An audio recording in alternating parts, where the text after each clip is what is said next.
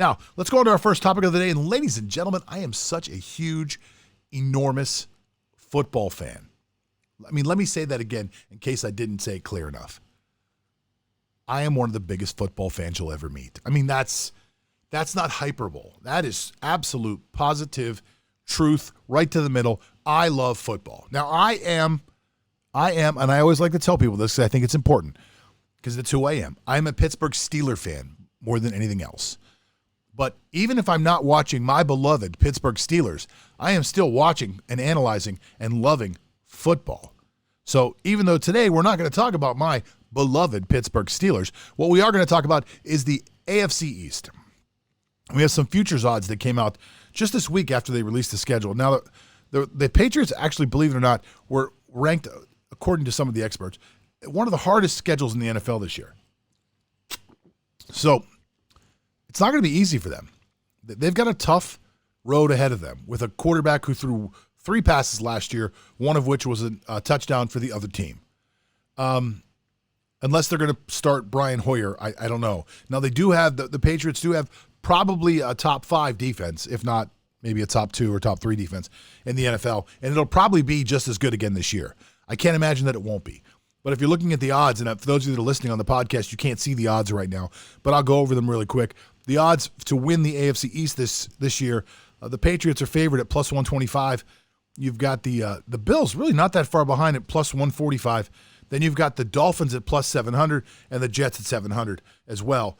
I'm going to say, just by looking at this, just glancing at this, giving this a quick eyeball, if I had to look at this and tell you right now where I would put my money, now I've done no research and no analytics. This is just an eyeball test. This is just talking out loud. I would have to run some numbers to find out. I don't usually invest in futures and like this. I just like to talk about them. But if you're asking me where I put my money, I'm putting my money on the Dolphins this year. Now, I know you're thinking to yourself, John, why the hell would you do that? Well, it's real simple, actually. If you watch the Dolphins last year for the last 7 or 8 games of the year, they were one of the better teams in football. Now, that's not me just saying that. That's the truth. They were one of the better teams in football last year, and they loved playing with Ryan Fitzpatrick. So I saw an article the other day asking, well, who will be the starter, Tua, Fitzpatrick, or whatever his name is, Rosen, who they got from Arizona, who has just, unfortunately been an enormous bust. But it's going to be Fitzpatrick. That team loved playing with Fitzpatrick last year. You had to, if you watched any of their games, you would see they were behind him. Even when he makes his mistakes, they still believed in Fitz magic. So that's going to be a team that's going to be greatly improved on the defensive side. They made tremendous strides, at least in free agency.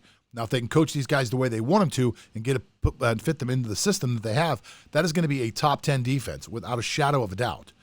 And they're not without talent on the offensive side. So they do have some guys that can actually ball out on the offensive side.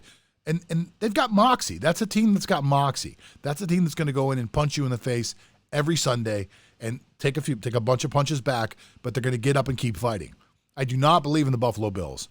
I believe the Buffalo Bills have a very good defense. I believe they have a below-average quarterback, and I don't believe he'll be getting any better anytime soon. Write that down. Take it to the bank. That kid's got an arm. He could throw the ball 1,000 million yards, but he just can't hit anybody accurately. The ball's all over the place. Now, he can run a little bit, Josh Allen. He can run a little bit. He can move around in the pocket, but I just don't see him taking the next step. I could be wrong, but I don't think I will be. Year 2 to 3, I don't see this kid taking the next step. As a matter of fact, I am going to predict that he regresses a little bit and drops back a little bit into below average, like I said. Patriots are in trouble because I don't know this Stidham guy. I don't know if he's going to start or Hoyer's going to start. Everyone's just speculating at this point. Bill Belichick is normally a genius, so you got to figure he's going to come up with something. But I think he's going to come up with 8, 9 wins this year. I think that's what he's going to come up with. I think he's going to fall back down to mediocrity. And the Jets, who talks about the Jets? I mean, really, just don't even talk about the Jets. It's one of the worst run franchises maybe in the history of the game. In the last 30 years, they have been an utter embarrassment to the city of New York and to the game of football. If you're a Jets fan, I'm sorry for you. I hope you become a Steeler fan quickly.